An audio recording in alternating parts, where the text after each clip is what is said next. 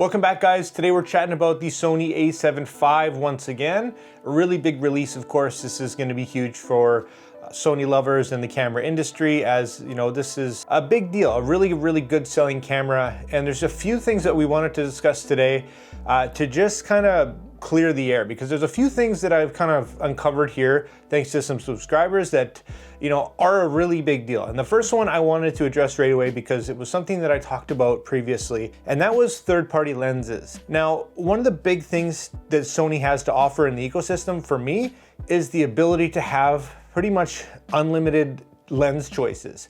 We've got Sigma, Tamron, Viltrox, Sirui. Like, it goes on and on and on, and there's just, it's endless. So regardless of your budget, if you're just getting into photography or video and you don't have the big money to spend on the lenses that, you know, Sony makes, which are fantastic, but sometimes that takes a little bit to get into, you've got options. It looks like on Kai's video here, if you guys check it out, it looks like some of the third-party lenses that he had, a lot of them, mind you, were Chinese, were not working at all. Like, they wouldn't even take pictures. So this is kind of a big deal for me, and I think a lot of people. Keep in mind, these reviews are based off of pre-production models. The end firmware and everything might not be up to date as per launch, but this is something to consider. Sony, of course, is not going to guarantee how third-party lenses are going to work with their cameras. They have basically no stake and no real benefit of having these lenses work with their cameras, except Tamron, which they have stocks in. So I think it'd be crazy for them to not, you know, work with at least a couple of the big names to kind of allow these lenses to be able to be used with these cameras. But, you know, just a heads up, guys, if you are buying this camera, know that right out of the gate, a lot of these lenses probably won't work without a firmware update from the manufacturer. So from Viltrox, from Tamron, from whatever. It might actually take a while to roll out. If you're thinking you're gonna buy this thing, pick it up day one, and your lenses are gonna work like they have on the A7 IV or 3 or whatever, it might not. So let that be a big consideration for you, because that could lead to some major disappointment. Again, I really hope that Sony is going to allow third-party lenses to continue to operate. That's one of the huge things. And I think really for most people, the end game is to own Sony lenses. There's no doubt that they are the best thing for Sony cameras. They take advantage of all the proprietary features and performance. Like, they're unmatched, but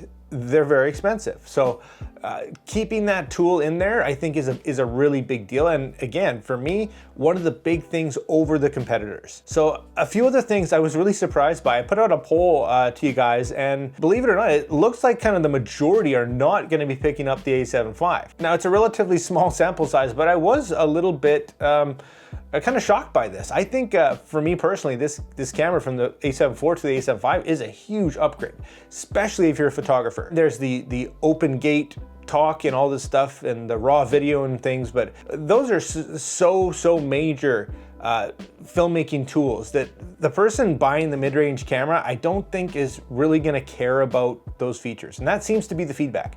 The open gate thing, the raw video, it's not a big deal. You're so capable with this camera to produce amazing video content. Like, it's not even funny how good of quality you can get. They film videos with cell phones, just throwing that out there.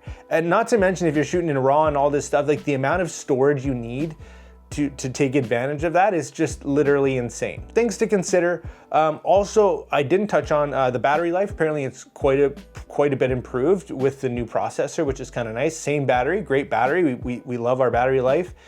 From the 3 to the 4, it did go down, and apparently now it's starting to go up. So that's good news, kind of more efficient, as well as the compression. I think they've kind of tailored this camera more to the photography side of things than the video. We do have our 4K 60, we've got our 4K 120 with a big crop, so we kind of got what we were asking for last time. Great all-around camera with the edge, I think, going towards photography. Again, fine by me, and I love the new tilty flippy screen to have the best of every world, just fantastic. Another thing to touch on, the EVF, which again is the same technical spec EVF from the A7 IV. Disappointing for me and for some. Apparently though, because of the new processor and the 30 frames per second, no blackout and whatnot, apparently it is a better experience. It looks better, it performs better than the A7 IV. So again, until I have both side by side, I'm not gonna be able to confirm that, but I don't see a ton of stuff on that. It just kind of sounds like it's the same, and even Sony in their release video, there was like very little to nothing on it. They just said, here's the resolution, moved on. I myself did pre-order the camera. I'm really excited about it, again, being primarily a photographer and what this thing and all the AI tracking and whatnot.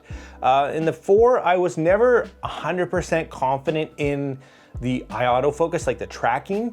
I could never really rely on it when it really mattered the most. And my hope now is that the A7 V is gonna take away that kind of anxiety for me, like when I'm in that peak moment of, you know, nature, photography, or, you know, sports or whatever it is, that I can rely on my camera to nail it and I don't have to worry about it. Like that's game changing to me. And I couldn't 100% confidently do that with the A7 IV, but this one, 4.5 times faster readout, insane detection, autofocus looks incredible. So really excited to get this thing in my hands, check it out. But let's keep the conversation rolling, guys. If you're hearing more about what's going on with this camera, good and bad, we just had the firmware update from the A7 IV that didn't go to plan again. So really hope they can get this stuff ironed out, maybe double, triple check, because that's getting a little bit old, but it is what it is. There's always growing pains and whatnot, but super excited to have this thing announced. And let me know, guys, if your camera or you know of people's cameras that are starting to get shipped out, and when we get those unbiased reviews and the really nitty gritty non-pre-release models going, that's gonna be the really telling story behind whether this is gonna be the camera to get or not. So thanks so much for watching, guys, having that conversation, that narrative. Drop all your questions and your comments down below, like always, and make mistakes, be yourself, and get out there and take some more pictures. See you next time.